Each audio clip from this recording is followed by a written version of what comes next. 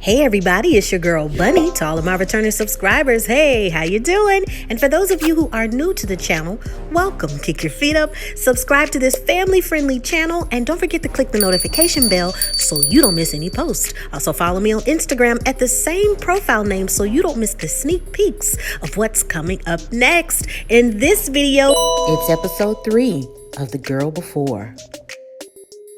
I give a full episode recap with photos offset to the side, and then I give my review at the end. No need to dig around and keep all of the minute marks in the comments. It's all coming up next.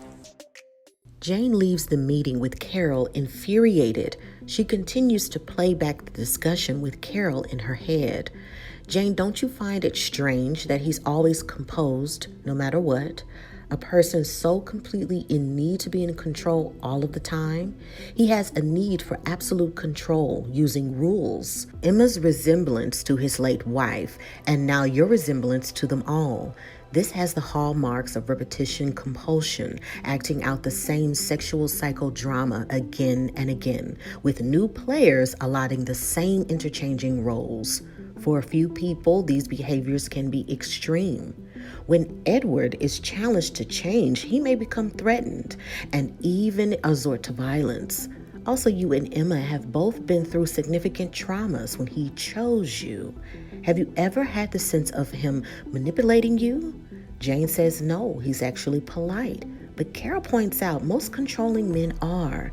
Then before you know it, they're controlling what you wear, how you feel, what you do, what you think. Can you really tell me that you feel safe? When Jane meets up with Edward at the museum, she's upset at first, but his tone lets her know that they're in for a treat. When they walk into the museum, he tells her how he loves to visit the museum, and he only allows himself to view one thing. Anything more than that will make him lose focus. Jane challenges him to look around at other things in the museum, and he asks why and is resistant at first, but then says, okay. As they walk around, she lets him know she found the data room, and the realtor never mentioned it, and if he ever had a relationship with Emma. He says the realtor knew about the data room. He's shocked they never showed it to her, and he didn't mention Emma because they had a previous relationship. He apologizes, and Jane smiles with what seems to be some sort of relief in his answers. After Emma speaks with the judge, the detective is optimistic, but the lawyer says they have no DNA and no fingerprints. The door opens and she sees in her mind the attacker, but it's just another detective. The false visual sends Emma into a slight panic attack, making it difficult to breathe. Jane is even having difficulty catching up with her boss, Rachel, and even seeing people eat food makes her nauseous. Emma calls Edward, but there's no response. Jane thinks that she may be pregnant, so she takes a test, and she finds out she's pregnant. Part of her is thrilled, but the other part of her is terrified when it comes to giving birth to a child. She doesn't know how to tell Edward or when to tell Edward. Mia is afraid of him. His previous girlfriend and wife died in mysterious ways. This can't be a coincidence. Instead of asking Edward all of the questions, Jane, how about we start asking someone else? Next questionnaire. In any situation, there is a correct course of action. Agree or disagree. Emma learns that unfortunately the video identified technology could not help their case, and Emma is exhausted from it all. She exclaims that he said that he would plead not guilty. Now he's being released. The detective urges that without identification, they can drop all charges. Time and time again, he gets away with it. She saw him yesterday and he saw her, and she's terrified. He begs her to be a witness. The jury may be on her side. She finally says yes. Seeing him at the court, he tells her may undermine the ID, so keep those details between us. Emma is terrified now, watching constantly over her back. Jane does research on how to read a CTG. What is cardiotocography? It's used during pregnancy. She then researches help on how to interpret a CTG. She finds a number for those who want support concerning stillbirths. She just has to know, was there anything she could have done to help her baby?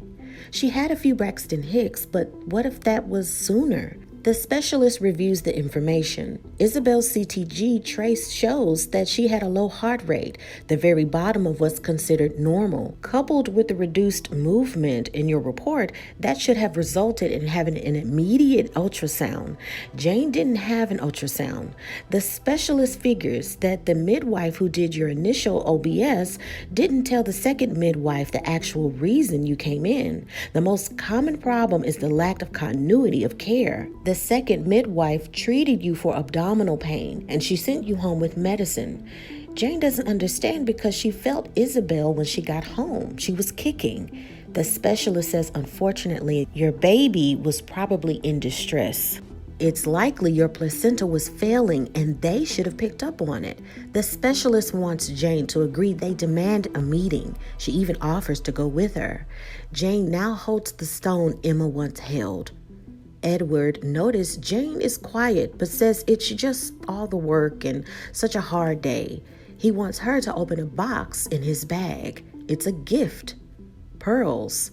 It's an apology for the other day. It's the same pearls he gave to Emma. He apologizes to them both for being so busy. He has to go back to another city and has to do business, and he'll be gone for a while. He could quit if they wanted him to, but Jane reminds him that at one point he said that the relationship had no obligations. In that case, they can leave a few things here and there. Edward says to the housekeeper system, "Housekeeper, play some slow tunes." And Jane is alerted. The housekeeper has always had voice command? He shrugs it off as no big deal. There are microphones everywhere. There's microphones in your cell phone, your computer, around the house. And I don't know how many are in the house. Pete keeps up with all of that. There's only been 4 people who started with the development of the company. Himself, Peter, Elizabeth, and Paul Ellis. Edward then preps his things to go out of town. He's working on an entire neighborhood with homes just like this one to make people feel safe. Emma thinks that it's a great idea, and they're enticed. Jane walks down a cold hallway thinking that she hears a baby crying. It's a bad dream. As Edward leaves, Emma tries to get him to stay, but he says he has to go. He's focused. Jane meets with Simon and she apologizes for taking the flowers. He wants to do what he can to make sure that no one who moves into that house can experience those crazy things, or even better yet, move into the house ever again. He feels that her death is very suspicious. She was being manipulated by that landlord from the start, Edward. It started off romantic, but a few days before she died, she mentioned that he terrified her. He believes that Edward had something to do with her death. The police said that they have lack of evidence, but Em wouldn't have thrown herself down a flight of stairs. He even called Detective Clark, but that was a waste of time. People weren't talking to her at work, and Edward kept filling her head with all types of rubbish. People aren't perfect. People are like houses, blah, blah, blah. All while Simon explains it all, Jane tries to pretend as if it doesn't affect her or bother her. Amanda is upset as she bears the hardship of working with her husband. She found out that Saul can't keep it in his pants again. It's the girl in marketing, Leona, and he's been hanging out with Simon. All Simon does is talk about how he wants to get back with you. He adores you, Emma. To cheer Amanda up, Emma suggests some liquid lunch. Emma calls Edward over and over again, but there's no answer. Instead, she sends a text to him about her new tattoo. She says that she wanted to wind him up, and he replies, "You succeeded." Edward has arrived, and she quickly gets rid of the mess. He demands to see the tattoo. "Where is it? I want to see it." But she tells him it was all a joke. It was Amanda's tattoo. If that's what she could do to get his attention, then that's fine because he never answers his phone. Edward then comes very enraged and upset, saying that he had to cancel a very important meeting with the planning committee. She's confused about why he's so upset, and she's a little drunk. He finds a dirty dish in between the cushions, and he gets even more upset, saying that she's mocking him, screaming that when she moved in, she agreed that she would stick to the rules and that she, his ex-wife, would never do this. He gets even more upset, throwing a wine bottle against the wall. Questionnaire. I get upset when things don't go as planned. Agree or disagree. Saul flirts with Leona in front of everyone, and Amanda can't help but to try to ignore it all. Emma receives a call from Detective Clark. He needs to speak with her immediately at the station. Edward views his masterpiece, then destroys it. Peter seems shocked that he's doing so. The stillbirth specialist meets with Jane concerning the midwife discrepancies. The notes, the scans were all mishandled. One of the employees says that he noticed the discrepancy, but he didn't want to add to Jane's distress. It may not have made a difference in Isabella's outcome, but Jane disagrees. It would have made a difference in how she felt. She blamed herself. Emma awaits for Detective Clark, and he has news. Chief Inspector Chapman wants to talk. Ray Nelson is claiming misidentification. The metadata has been analyzed. The video was recorded 5 days before the alleged assault, a date in which Nelson has an alibi. Be careful in what you say next, Emma. Did Ray Nelson force you to give oral sex at knife point? Did he sexually assault you in any way when he burglarized your home and stole your phone? Emma holds back tears and says no to all the questions. They take actions and accusations very seriously. They want to confirm that people who make accusations, false ones, are telling the truth. Flip side on that, false accusations will not be tolerated. Detective Clark can't understand. She wrote a victim statement, talked to a judge. What was the point of it all?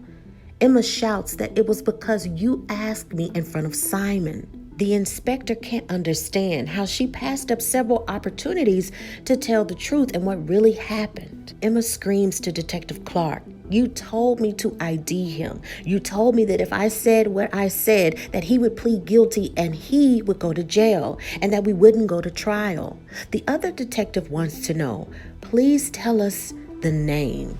Emma doesn't want to speak anymore and just asks if she can go home. But it's not that simple. She needs a lawyer. They're going to arrest her. She'll have access to a lawyer soon. Detective Clark reads her rights and then arrests her. Clark speaks with Jane. She was assaulted, just not by Nelson. He thought it might be Nelson. She confirmed it. They didn't have time to do relevant checks. The jury would have been eating out of the palm of their hands. She was just clearly traumatized. But we had no evidence to identify and lack of consent. She didn't give enough information. He wanted to help her. He didn't investigate her death, though. Detective Willen handled that. Clark explains that the case was such a mess he was forced into retirement. They interviewed the previous partner with claims that Simon was abusive, but from his experience, it didn't come off as if Simon was an abuser. Emma's defense arrives and he encourages her. He'll fight for her. He needs to do whatever he can to get the information she can share, and providing that she was afraid. Perjury can carry custodial sentencing. That's prison. Emma says that she was afraid to tell Simon, but that's not enough to make the jury believe that there's a difference. They would have to have some proof of abuse, of him being controlling. He assures that nothing would happen to Simon if they had this information. Clark never believed for once that Simon was abusive, so maybe she had to do what she had to do for the case. In the case of her death, it looked like an accident or one that took their own life. Jane points out that Clark not only used Emma to get Nelson locked up on his own case, but also took advantage of a traumatized individual. Jane visits Carol again. She needs any information she can to share that Edward was a dangerous person. She needs to know because she's pregnant and it's his child. She needs to decide to keep it or not. She did agree to an unconventional relationship, and maybe he's not ready to be a dad. Carol wants her to express her feelings, not Edward's. She has lost a child before, and all she can feel is guilt. If she has this baby, it would be like she's picking a side and letting her go again. Carol lets her know that her feeling is natural. This quest for Emma's truth, could it be because she hasn't processed her feelings for Isabel? Do you think that it serves as some distraction? Jane feels the police failed Emma, and it's got to be more to the story than those false accusations. Carol can't give details, but she's right. There is more to it. She wants Jane to focus on her own feelings and how those feelings from Isabel's death got overlaid into this conception of another child. Traumatic emotions are like water. They have a knack for locating the cracks and finding a way out. Jane skips over Carol's advice and says, that poor girl, everyone let Emma down, her friends, the police, and even you. Carol agrees, yes, including me. You asked me if I had proof that Edward was a threat to Emma. She asked me that exact same question, and I didn't have the definitive answer. Wouldn't the safest thing to do now is just walk away? Jane does research on Flow H2O and wants to talk with Amanda. Amanda says that, yeah, me and Emma were friends, but then she changed. Ever since she dated that architect, we had an argument the day before she died, and what we argued over, it now seems silly. Amanda feels uncomfortable with Jane. She doesn't really know her, and thinking about everything that happened is just sending her emotionally overboard. She tells her she doesn't want to talk about the matter anymore, and besides, she needs to head back to work. Emma hears a loud noise, and then loud music continues over and over again. The housekeeper's system seems to be having several glitches. The house is now uncontrollable and frightening. Jane tries to relax with a calming bath, but something isn't right. It seems as if she sees Emma in her reflection. Now she experiences loud music and glitches. There seems to be someone watching. Emma gets ready for the beginning of her workday, and a random person throws red paint all over her, screaming, "That's what you get for lying." She calls Detective Clark to get help, but he says that the circumstances have changed. If she wants to call for help, she should contact authorities and not him. She tries to clean up the paint, but it only gets worse. Jane catches up with Detective Willen. "I'm afraid. I live at 1 Folgate Street. I spoke with Detective Clark, and I need to know, in Emma's case, what was Edward's alibi?" Detective Willen says that she can't share much, but what she can tell her is that Edward's alibi was a colleague, Pete Creed. They were together. Edward calls Jane, and Jane is extremely calm. She wants to know when he'll return, but he says it'll be a while. He has more work to do. And that's perfect, because Jane has a lot of work to do as well.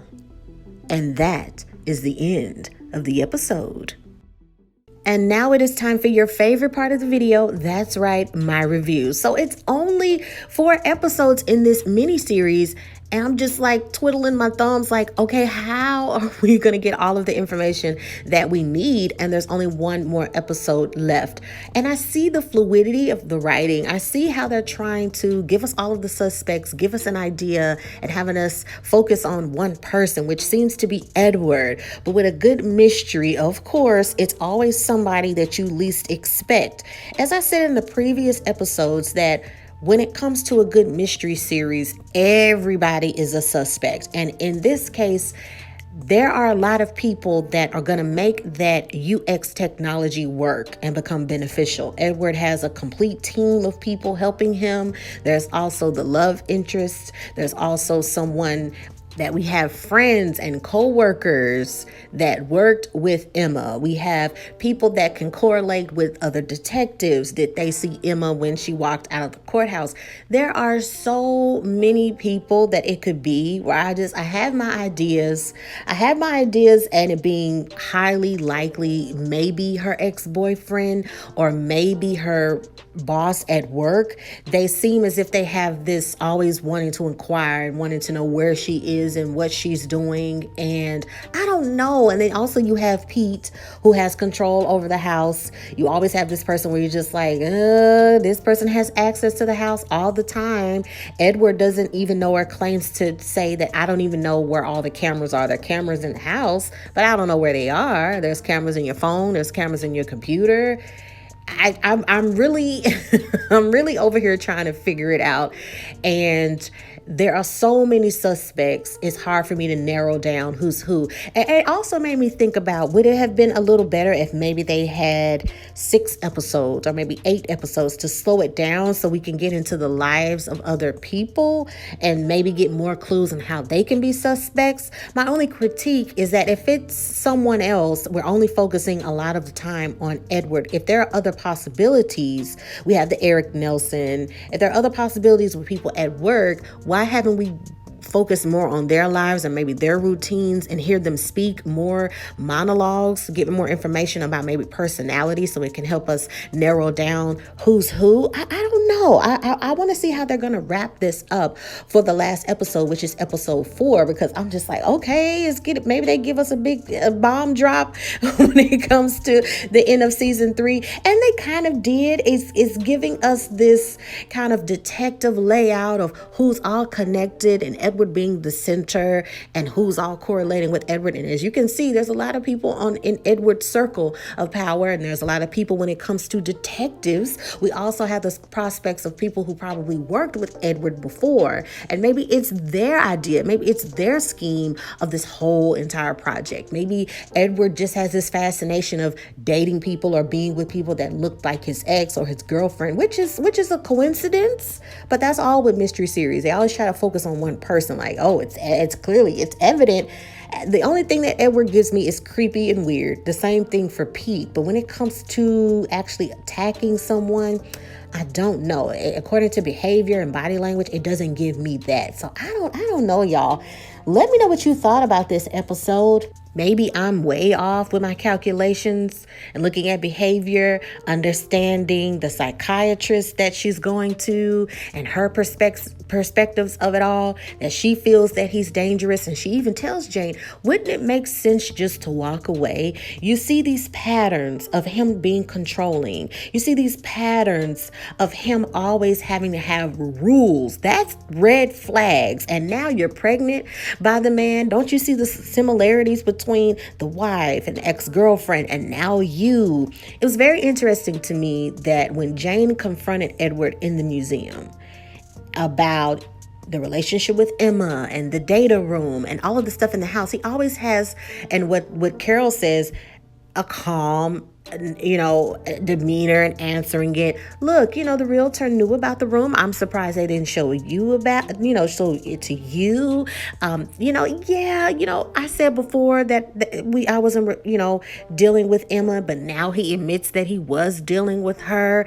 And there was this calm and that smirk and that smile from Jane of like, Carol must have been wrong. She said that, he wouldn't adjust to change. And that's what he did. He wanted to look at one item in the museum, and then she challenges him and saying, hey, how about we walk around? And then he says yes. Now you have this second test that she gives him of the challenge and saying, hey, I know this information, why don't you just tell me the truth? And then he does. So she gets this satisfaction of, which is that manipulative thing that he does, that Edward does, that, oh wow, he told me the truth, and I'm just so happy about that. Maybe everybody's just so wrong about him. And then the smirk that he gave, like, oh, that's the answer that she wanted, so now we're good. It was just kind of like, ugh. And I'm with Carol. Like, why don't you just walk away from it all? Why don't you? Wouldn't that be the easiest thing? Instead of trying to do all this research, instead of trying to think it through, instead of constantly putting yourself in harm's way, which can potentially be very harmful to you, and you're scared and you're in this environment, how about you just walk away? Wouldn't that just be the easiest thing to do? I don't know, y'all. Let me know your guesses below. And also, as I said in the other videos as well, if you have seen the last episode, if you read the book, please keep spoilers to yourself. Or if you just can't wait to spill the beans and details that you know, please put a spoiler alert before your statement and a few spaces down below, so that way somebody can make the choice if they want to view your spoiler alert statement. It's all in fairness. That would just be great if you kept those spoilers to yourself. But if you have to, please give people spoiler alert options so they can make a decision that after they watch the series or if after they finish the book that they want to read your statement. But let me know your guesses. Let me know what you think about the miniseries so far. Let me know what you think about the details. Is it boring? Is it kind of exciting? Is it good to listen or to hear about good mystery series as we hardly get to see on television? We have a lot of legal shows, we have a lot of crime shows, but there aren't too many of the good mystery series. And when they do come on, I'm always excited to watch them. Also, check out Delilah. It's an original series that was on the OWN network. Make sure that you check that out. If you want a good mystery series and you want something to binge watch, make sure that you check that out. And also pay attention to the show recommendations that are either in the description or the comment below. If you want some nice shows to watch, if you want some things to catch up on because new seasons are coming soon, make sure that you check that out. And in the meantime, in between time, remember to take care of yourself and each other. Bye.